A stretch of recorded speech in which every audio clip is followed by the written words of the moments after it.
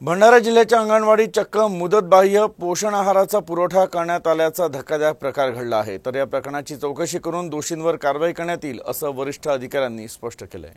भंडारा जिल्ह्याच्या लाखनी तालुक्यातील रेंगेपार कोहळी गावातील अंगणवाडीत मुदतबाह्य पोषण आहार पुरवठा करण्यात आला।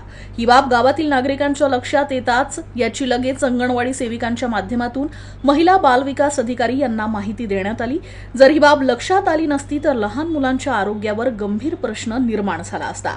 या पोषण आहाराची मुदत 1 महिन्याआधीच संपली असताना अंगणवाडी केंद्रात याचा पुरवठा कसा करण्यात आला असा संतप्त सवाल नागरिकांनी उपस्थित केला आहे।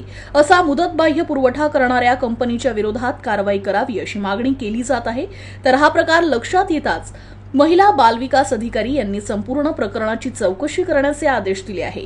आणखी किती अंगणवाडी केंद्रात मुदतबाह्य पोषण आहार पुरवठा केला गेला आहे याची संपूर्ण चौकशी केली जाणार असून तसा अहवाल शासनाला पाठवून पुढील कारवाई करण्यात येणार असल्याचं अधिकाऱ्यांनी स्पष्ट केलं।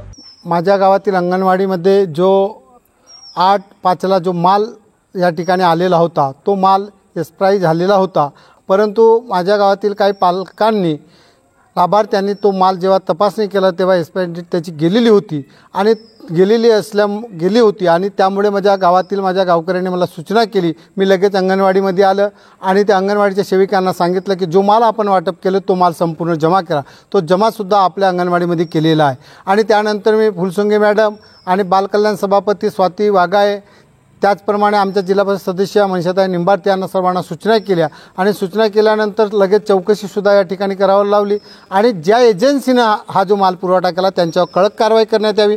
दोषी जे कोणी अधिकारी असतील त्यांच्यावरसुद्धा कारवाई करावी जेणेकरून असा प्रकार समोर घडवू नये। सरेच्या अनुषंगाने शुक्रवारला ती घटना निदर्शनास आली।